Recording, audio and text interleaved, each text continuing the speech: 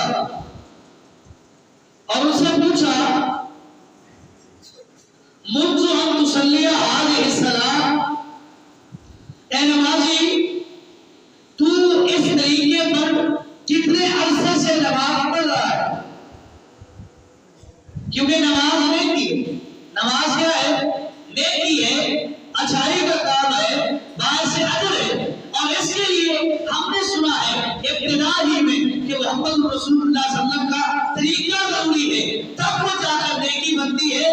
جب تک محمد رسول اللہ صلی اللہ علیہ وسلم کا طریقہ شامل نہ ہو وہ نیکی نہیں بن سکتی۔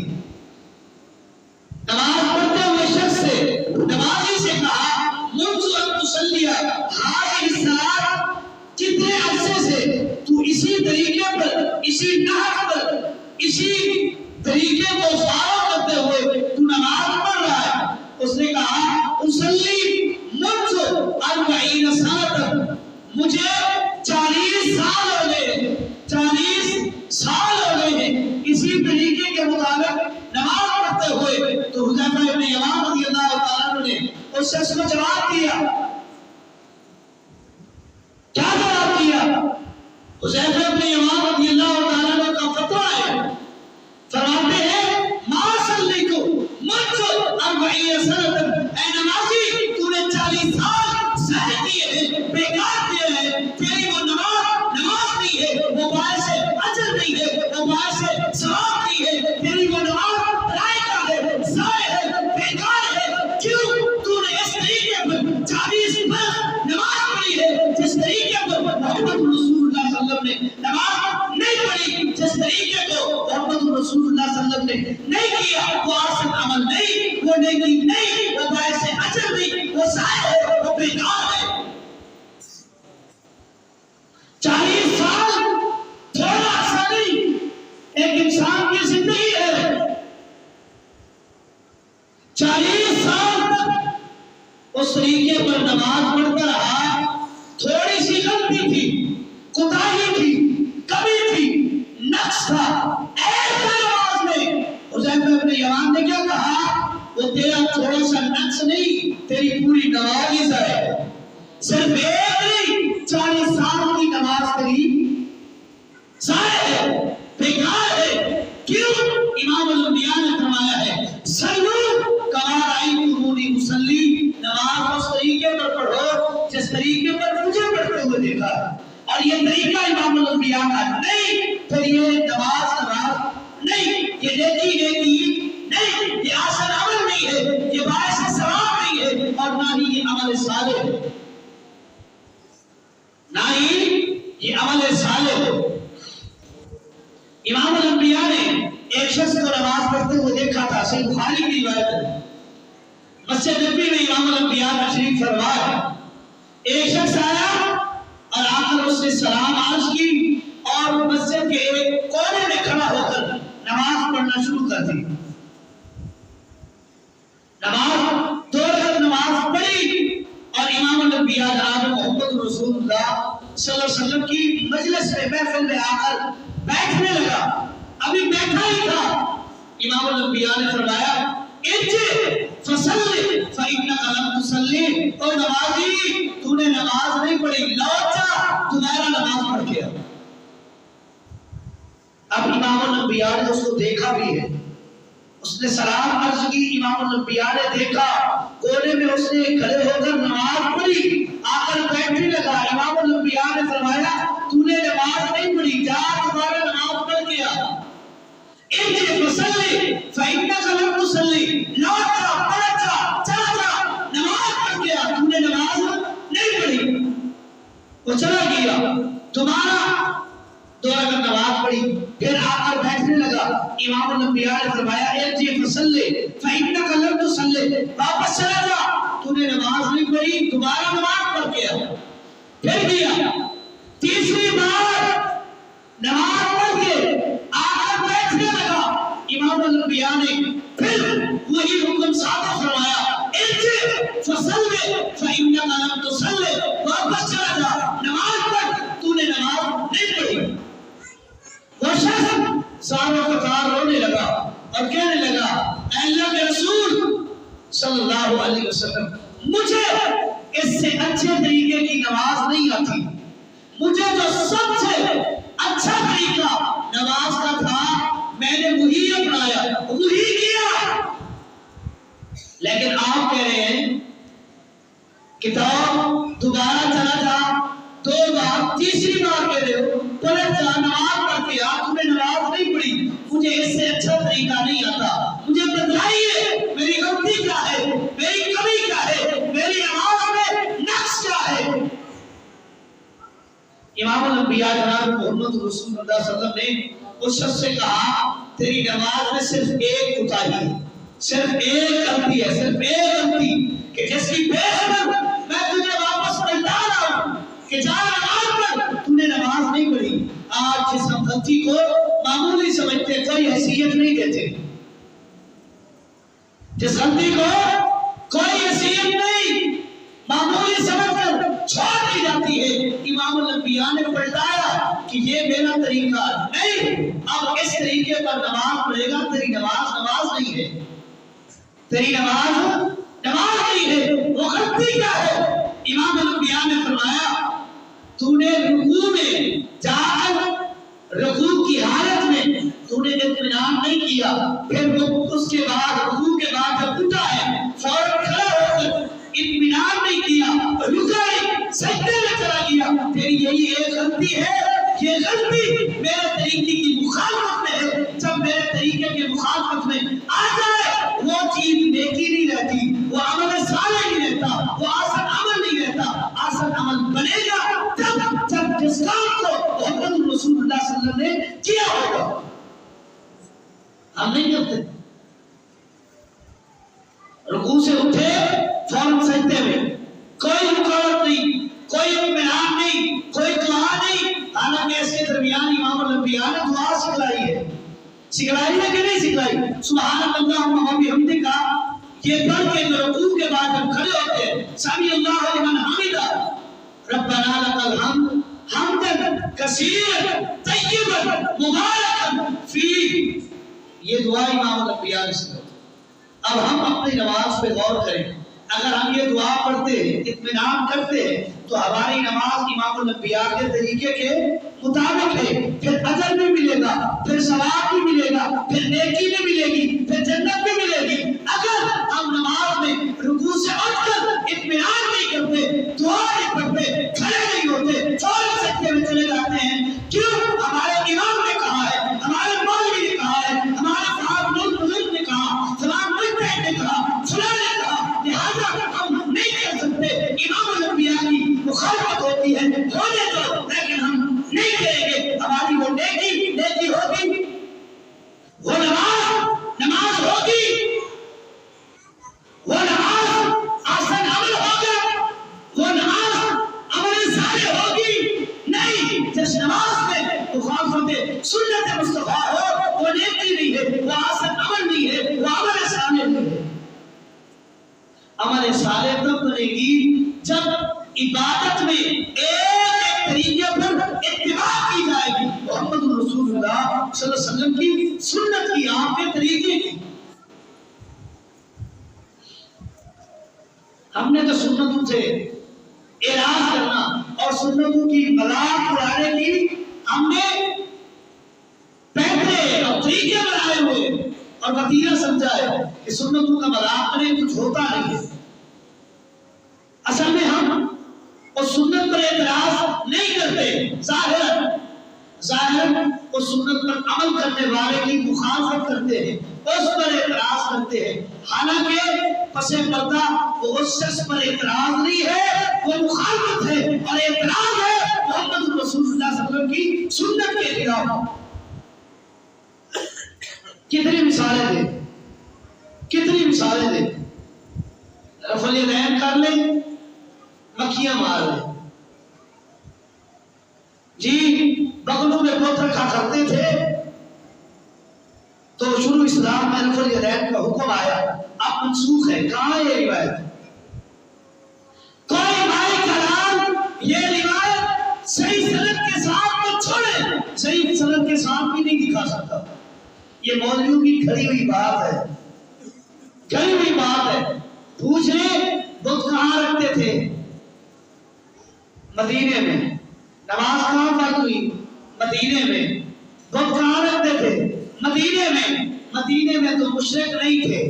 مدینے میں تو مشرک نہیں تھے. مشرک تو بت کی پوجا کرتے تھے، وہ مکے میں تھے.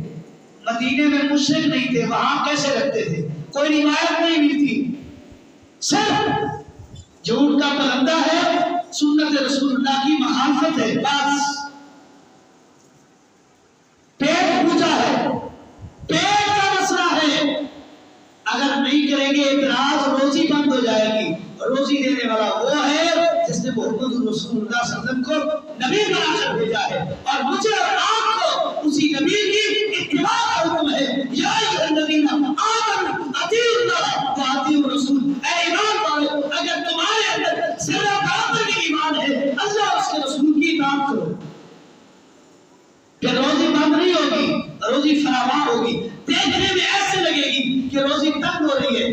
امام الانبیاء کی حدیث ہے، مومن کے لیے دنیا جیل خانہ ہے اور کافر کے لیے دنیا جنت ہے. مومن کے لیے جنت ہے اور آخرت میں کافر تو جہنم میں جائے. کیوں کرتے ہیں مخالفت سنت مصطفیٰ کی؟ کیا فائدہ ملتا ہے؟ چند ٹکوں کی خاطر، چند روپے پیسوں کی خاطر اعتراض سنت مصطفیٰ پر. پھر کہتے ہیں ہم عاشق بھی ہیں، ہم محبت کرنے والے بھی ہیں، ہم سے بڑا عاشق کوئی نہیں، ہم سے بڑا پیار کرنے والا کوئی نہیں. سنت کو ہم فالو نہیں کریں گے، ہم مانیں گے نہیں. کیوں؟ پیٹ کا مسئلہ ہے، لیکن ہم سے بڑا عاشق کوئی نہیں.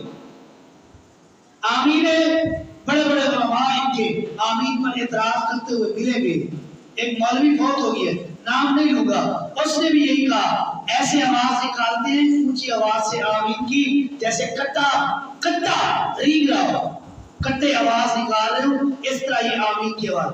یہ اعتراض ہمارے اوپر نہیں ہے، ہم اس کو اپنے اوپر لیتے نہیں ہیں. یہ اعتراض اس نے کیا ہے محمد رسول اللہ کی سنت مطالعہ پر. اب جواب دے گا اس کو پتہ چلے گا. ہم صرف یہی کہتے ہیں کہ نیکی تب بنے گی جب اس کام میں طریقہ محمد رسول اللہ صلی اللہ علیہ وسلم کا ہوگا. بس میرا طریقہ، میری منمانی، میری سوچ نیکی نہیں بن سکتی. نیکی بنے گی تب جب محمد رسول اللہ صلی اللہ علیہ وسلم نے اس طریقے کو اپنایا ہوگا. آپ کا طریقہ نہیں، لاکھ نیکیاں کہوں، لاکھ اس پر احادیثیں گھر کے سناؤ، اتنا اجر ملے گا، اتنا ثواب ملے گا، اتنی نیکی ملے گی، یہ ہوگا فلاں ہوگا. یہ میری اپنی کھڑی ہوئی بات ہے. اجر نہیں ملے گا، اجر ملے گا اس عمل پر جس پر محمد رسول اللہ صلی اللہ علیہ وسلم کی مہر ہوگا. بس بات چل رہی تھی احسن عمل کی، عمل صالح کی. عمل صالح وہ عمل صالح جس کے متعلق اللہ کا قرآن کہتا ہے ان الذین آمنوا وعملوا الصالحات لہم مغفرۃ ورزق کریم. جو شخص ایمان لے آئے اور عمل صالح کرے، ہر وہ نیکی کرے جس کو محمد رسول اللہ صلی اللہ علیہ وسلم نے کیا ہے. طریقہ بھی امام الانبیاء کا اپنائے، عمل صالح ہے، پھر اجر کیا ملے گا؟ لہم مغفرۃ، پہلا اللہ کا انعام ہے اللہ اس کے گناہوں کو معاف کر دے گا. ورزق کریم، اور دوسرا اللہ کا انعام یہ ہے دنیا میں عزت والی روزی دے گا. تھوڑی ہوگی، جتنے بھی ہے عزت کے ساتھ ملے گی، اور کسی قسم کی تنگی اور ترشی کا سامنا بھی نہیں کرنا پڑے گا. کام ایک کرنا ہے، انعام دو ملیں گے. کام کیا ہے؟ عمل صالح کرنا ہے، نیکیاں کرنی ہے. نیکی میں محمد رسول اللہ صلی اللہ علیہ وسلم کے طریقے کو سینے سے لگانا ہے. بس مغفرت بھی ہوگی اور اس کے قریب کا رب کا وعدہ ہے اور ملے گا. عبادات جتنی بھی ہیں، عبادات کے جتنے طریقے ہیں، اب ان پر ریسرچ کرنی ہوگی کہ یہ عبادت جو ہم کر رہے ہیں امام الانبیاء نے کی ہے یا نہیں کی؟ اگر کی ہے تو کس طریقے کے مطابق کی ہے؟ اگر نہیں کی تو پھر ہے بدعت۔ اگر امام الانبیاء نے وہ کام نہیں کیا تو وہ ہے بدعت، اگر کیا ہے ہم اس کی مخالفت میں کر رہے ہیں تو وہ مخالفت سنت مصطفیٰ صلی اللہ علیہ وسلم۔ اسی نماز کو دیکھیں، اسی نماز کو جو ہر ایک پر فرض ہے، وہ چاہے اپنے آپ کو جو کہتا پھرے، فرض ہے نماز۔ جو کہے کہ نماز کے طریقے میں فرق ہے، جو فرق امام الانبیاء نے بیان نہیں کیا اور وہ فرق بیان کر رہا ہے تو کیا کر رہا ہے؟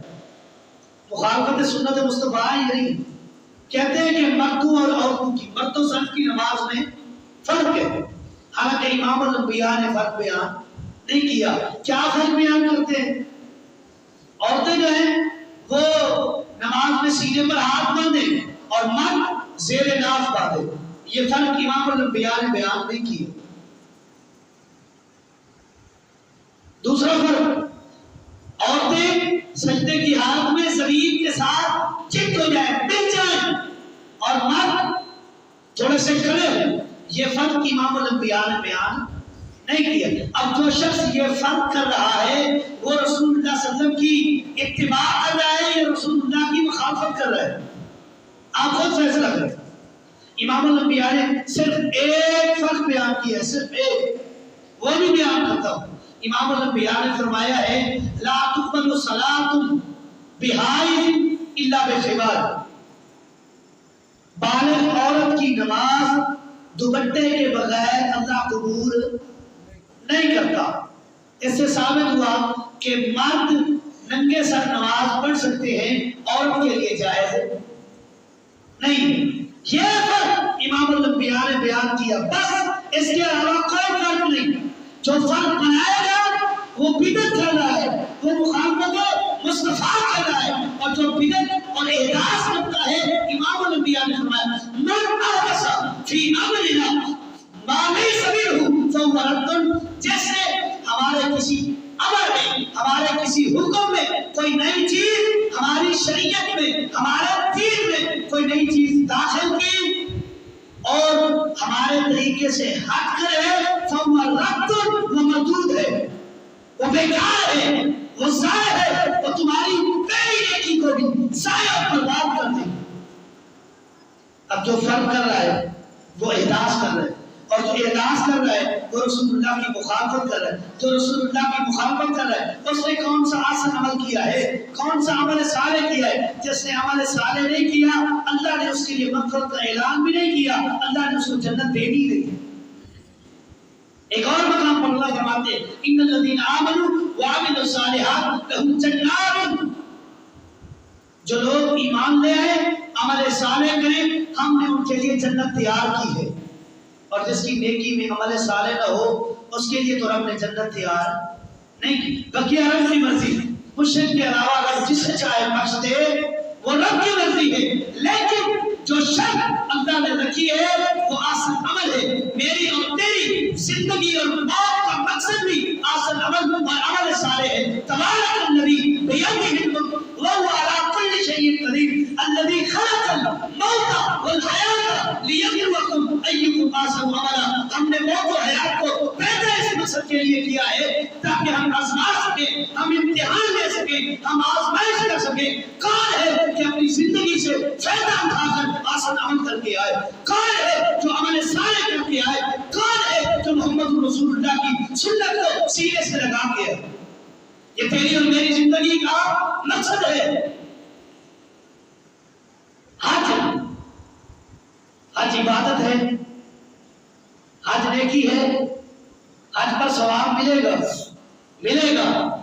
امام الانبیاء نے فرمایا من حج البیت ولم یفسق ولم یرفث رجع کیوم ولدتہ امہ، جس شخص نے حج کیا اور دوران حج فسق و فجور سے پرہیز کیا، گناہ کے کام سے پیچھے ہٹا رہا، رجع کیوم ولدتہ امہ، حج کر کے ایسے لوٹے گا جیسے اسے ابھی اس کی ماں نے جنم دیا ہو، گناہوں سے بالکل پاک اور صاف ہو جائے बड़ा अमल है, इतना बड़ा अमल है। अब जो शख्स उसी हज में रसूलुल्लाह सल्लल्लाहु अलैहि वसल्लम की मुखालफत करे वो अपने गुनाह धुलवा कर वापस आएगा, जब ना बढ़ा कर आएगा। फैसला आप पर, सुन्नत को फॉलो करना मेरी और आपकी रिस्पॉन्सिबिलिटी है, इसके अलावा जन्नत नहीं मिलेगी। इमाम अल-अंबिया ने एक शख्स को देखा था बैतुल्लाह में तवाफ कर रहा है, तवाफ कर रहा है,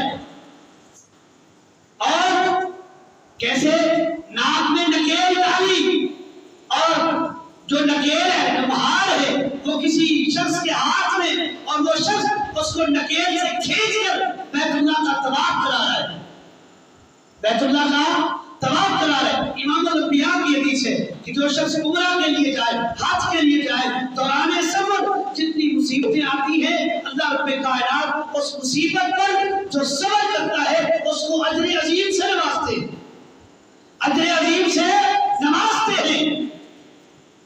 और उसके नाक में नकेल है, एक शख्स खींच रहा है, तकलीफ होती है नहीं होती, वो सब्र भी कर रहा है, लेकिन इमाम अल-अंबिया ने फरमाया इससे कह दो ये मेरा तरीका नहीं है, मेरी सुन्नत की मुखालफत में तू बैतुल्लाह का तवाफ कर रहा है, ये तुझे अजर नहीं देगा, बल्कि ये तेरे लिए वबाल जान बनेगा और तेरे लिए गुनाह का सबब बनेगा। कर तवाफ रहा है बैतुल्लाह का, लेकिन सुन्नत की मुखालफत है, इमाम अल-अंबिया ने बर्दाश्त नहीं की। हज के सफर पर इमाम अल-अंबिया ने जो हज किया है, हज्जतुल वदा, उसके सफर पर इमाम अल-अंबिया ने देखा एक जगह पर लोगों का रश है, हुजूम है, लोग जमा हैं। आपने पूछा क्या वजह है? जवाब दिया एक शख्स बेहोश पड़ा है, लोग उसके इर्द गिर्द जमा हैं, बेहोश क्यों हुआ है? उस शख्स ने नजर मानी है, अल्लाह याकुला वला यशरबा वला यस्तजीला वला यरकबा, कि हज करूंगा कुछ खाऊंगा नहीं, वला यशरबा कुछ पीऊंगा नहीं, न खाऊंगा न पीऊंगा, वला यस्तजीला, ये नजर मानी है कि दौरान हज के सफर में साया पर भी नहीं बैठूंगा, वला यरकबा, और ये चौथी नजर ये है कि किसी सवारी पर सवार नहीं होगा। इमाम अल-अंबिया ने फरमाया उस शख्स से जाकर कह दो तेरी ये नजर गलत है, मेरी सुन्नत की मुखालफत में है, अजर नहीं मिलेगा, तेरे लिए ये गुनाह का सबब है। जा कहां है, जा कहां है? हज पर तकलीफ भी है, खाया खा नहीं रहा, पी नहीं रहा, सैर में बैठ नहीं रहा, सवारी पर सवार नहीं हो रहा, इतनी तकलीफें बर्दाश्त क्यों कर रहा है? इमाम अल-अंबिया ने फरमाया हज के सफर के दौरान तकलीफें हो, सब्र करो, रब अजर देता है, इसलिए ये तकलीफें उठा रहा है, लेकिन ये तकलीफ उठाना इमाम अल-अंबिया की सुन्नत की मुखालफत है, अजर नहीं मिलेगा। जो शख्स रसूलुल्लाह की मुखालफत करता है, रब उसकी पिछली नेकियों को भी ज़ाया और बर्बाद कर देता है। अजर मिलेगा, सवाब मिलेगा, अमल साले पर मिलेगा, और अमल साले क्या है? हर वो नेकी जिसको इमाम अल-अंबिया ने किया है वही नेकी है, उसके अलावा कोई और चीज नेकी हो ही नहीं सकती। हम कहें नेकी है, नेकी नहीं, हमारा कहना नेकी है, नेकी तब बनेगी जब उस पर मोहर मोहम्मद रसूलुल्लाह की होगी सल्लल्लाहु अलैहि वसल्लम। आदा माइंदी वल्लाहु आलम बिस्सवाब व मा तौफीकी इल्ला बिल्लाह।